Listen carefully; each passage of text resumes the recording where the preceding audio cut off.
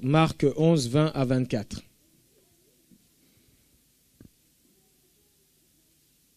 C'est à l'écran. Le matin, en passant, les disciples virent le figuier séché jusqu'aux racines. Pierre, se rappelant ce qui s'était passé, dit à Jésus, « Rabbi, regarde le figuier que tu as maudit a séché. » Jésus prit la parole et leur dit, « Ayez foi en Dieu.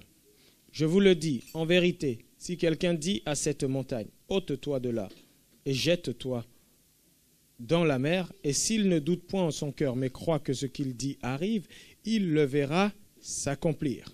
C'est pourquoi je vous dis, tout ce que vous demanderez en priant, croyez que vous l'avez reçu et vous le verrez s'accomplir. » Que quelqu'un dise Amen. Les amis, il y a des miracles qui nécessitent une foi dans laquelle aucune once de doute ne se trouve. Jésus, il a bien dit là, je vous le dis en vérité, si quelqu'un dit à cette montagne, ôte-toi et jette-toi dans la mer, mais il précise bien, et s'il ne doute point dans son cœur. Déplacer un yaourt, c'est pas pareil que déplacer une montagne. La montagne, Jésus dit que si tu veux la déplacer, il faut qu'il n'y ait pas une once de doute, que tu ne doutes point dans ton cœur. Il y a des choses que tu peux faire, même avec du doute, ça va se faire quand même. Vous me suivez? Même avec le doute, ça peut se faire quand même. Mais il y en a d'autres, avec le doute, ça ne se fera pas. Déplacer une montagne, ressusciter un mort, ce sont des choses qui ne peuvent pas laisser la place au doute, parce que là, on est dans une dimension de puissance que même le diable n'a pas. Vous savez que Satan ne peut pas ressusciter les morts? Vous le savez au moins? Il n'a pas ce pouvoir-là. Sinon, je peux vous garantir que tous les sorciers, là, il les aurait ramenés à la vie depuis. Tous ces gens-là qui ont marché, les Hitler, tout ça, il les aurait ramenés à la vie depuis. Satan n'a pas ce pouvoir. Il y a un pouvoir qui ne relève que de Dieu. Il y a une puissance qui ne relève que de Dieu. Et ça, les amis, pour pouvoir la manifester, il n'y a pas de place au doute. Et c'est pourquoi, quand il a dit « Ayez foi en Dieu », le verset d'avant, la traduction, c'est celui que je vous expliquais qui veut dire « Ayez la foi de Dieu ». Parce que Jésus est en train de dire « Avec la foi de Dieu, vous pourrez dire à la montagne, déplace-toi. Avec la foi de Dieu, vous pourrez opérer ceci. Avec la foi de Dieu, vous pourrez faire cela. Et la foi de Dieu est une foi dans laquelle le doute est banni. Et la foi de Dieu, quand on l'a, on sait, c'est un petit peu, je ne sais plus, c'était Fabienne ou qui disait, du coup, je me sens moins seul par rapport à la foi. Ou si c'était pas elle ou c'était qui parlait, que le fait qu'il y a quelque chose que, voilà, j'ai compris que dans mes combats, dans les choses que je reçois, il y a la foi de Dieu. Je peux accéder à une partie de cela. C'est-à-dire que l'une des choses qui va te soulager, qui va faire que ça va, entre guillemets, devenir facile pour toi de croire ou de manifester, c'est quand vraiment tu vas réaliser que la puissance qui opère, c'est la puissance de Dieu. Et ce n'est pas tes efforts à toi. Ce n'est pas tes abracadabra, ce n'est pas tes « je pousse pour que le démon sorte, je pousse pour que… » Non, tu peux pousser pour que le bébé sorte, mais la foi, là, c'est la puissance de Dieu. Et vous comprenez, les amis, que ce niveau-là de foi demande le réma.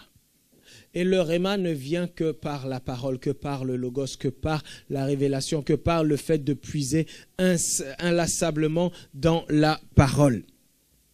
Et Jésus va le dire au verset 24. Non, restons sur le verset 23. Il dit, je vous le dis en vérité, si quelqu'un dit à cette montagne, est-ce que là on voit encore une action de parler?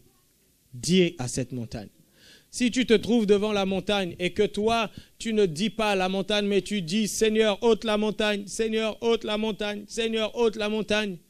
Le Seigneur, comment tu veux qu'il t'exauce? Ce n'est pas à lui d'ôter la montagne. Il dit, si tu dis, si quelqu'un dit, il faut parler, il faut parler. Et ça, beaucoup l'ont compris, mais Ce n'est pas la première fois qu'on a prêché là-dessus. Ce n'est pas la première fois qu'on l'a enseigné.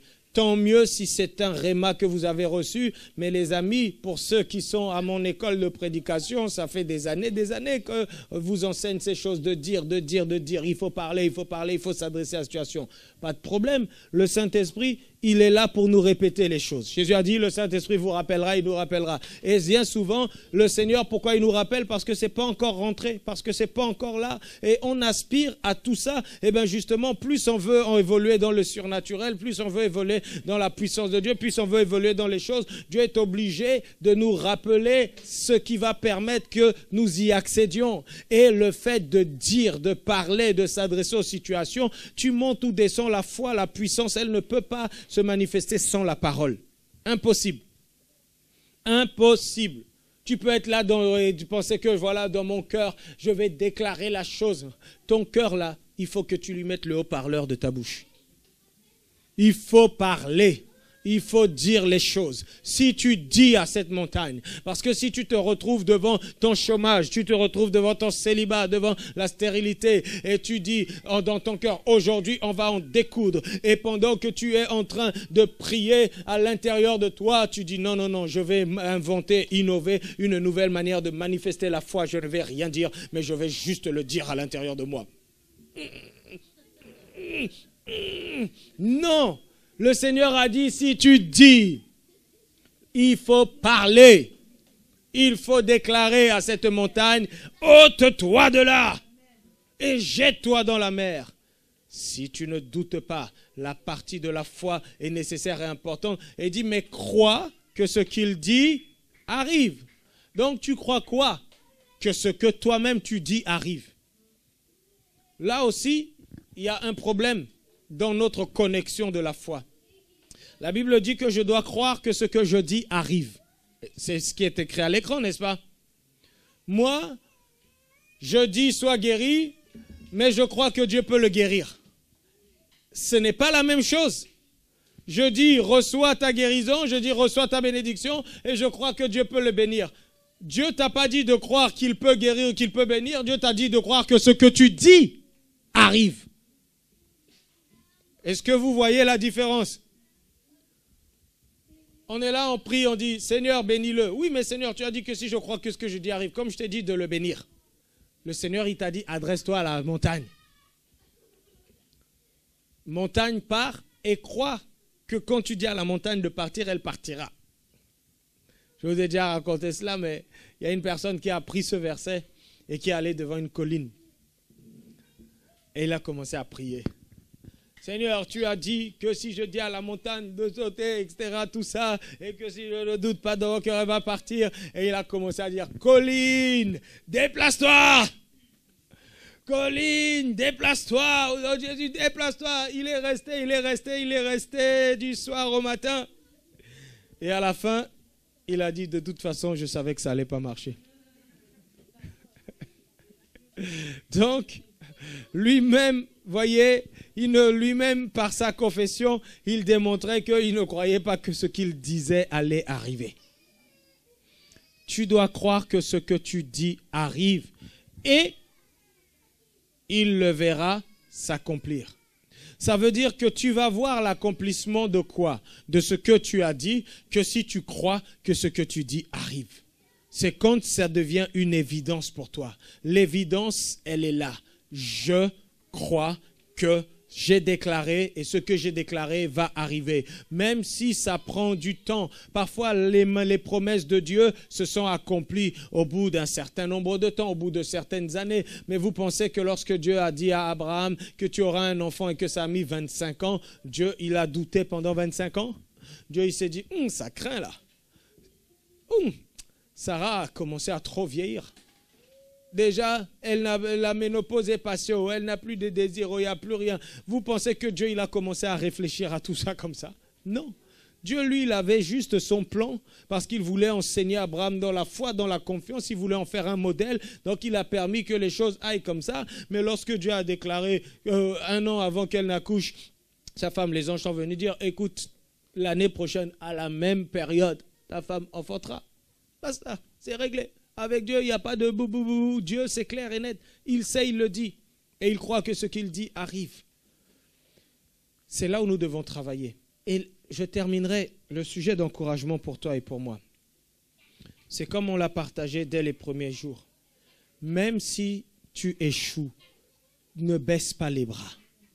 Même si dans la manifestation de la puissance de Dieu, même si dans la dimension de la guérison, tu as prié et que la guérison n'a pas fonctionné, que les choses ne se sont pas faites, ne baisse pas les bras.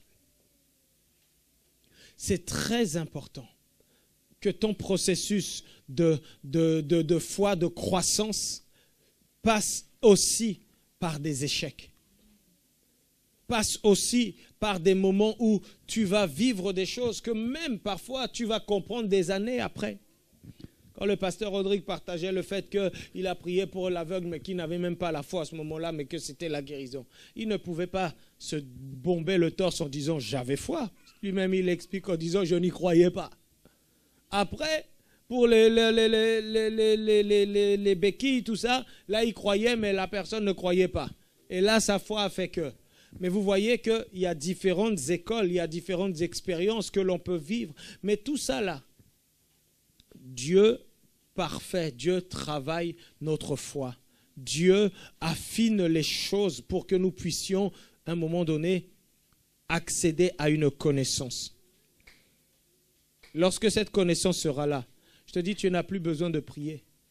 La prière va juste te mettre dans un bain, va juste te mettre dans une atmosphère. Mais la connaissance que tu as va faire que, Jésus le dit, si vous dites la montagne, tout ça, et que tu ne doutes point dans ton cœur, comment ne pas douter? Si tu es dans la chair, tu vas douter. Si tu es dans la chair, tu vas douter. Mais si tu es dans la connaissance de l'esprit, du mécanisme que c'est Dieu qui l'opère, que la puissance de Dieu n'a pas de limite, que beaucoup de choses ou autre, tout ça. Et quand tu es dans une dimension où tu n'es plus dans la foi de la tête, comme je l'expliquais hier, mais dans la foi de l'esprit, la foi, elle est spirituelle. Pourquoi elle est spirituelle? Elle est spirituelle parce que la puissance qui opère, c'est la puissance de Dieu. Et Dieu est esprit. Et lorsque mon esprit a compris que en nous, le Saint-Esprit habite, que la puissance, la Bible dit, à celui qui peut faire infiniment au-delà de tout ce que nous demandons et pensons, par la puissance qui agit en nous. Cette puissance de l'Esprit de Dieu qui est en toi, qui est en moi, c'est elle qui va agir. Oui, là, on le dit, on le comprend, mais le problème est que quand il va s'agir d'agir, notre entendement, il est encore trop dans le fait que c'est nous, que c'est ma puissance, que est-ce que Dieu va vraiment se servir de moi, est-ce que ceci, est-ce que cela. Donc, les entraves à la foi dont on a parlé quelques minutes avant reviennent. Les inquiétudes, la crainte, la peur, et si ça ne marche pas, là, tu es déjà dans le domaine humain. Et une partie de toi va croire, l'autre va douter. Ça marchera avec certains miracles, ça marchera avec certaines situations, mais avec d'autres, ça ne marchera pas. Parce que dans d'autres domaines, et quand tu vas dans des niveaux plus élevés, là, il n'y a pas de place au doute. Et pour qu'il le doute soit banni, il faut que tu montes dans ta connaissance. Il faut que tu montes dans ton réma. Il faut que tu montes dans les révélations. Et une fois que tu auras acquis ça,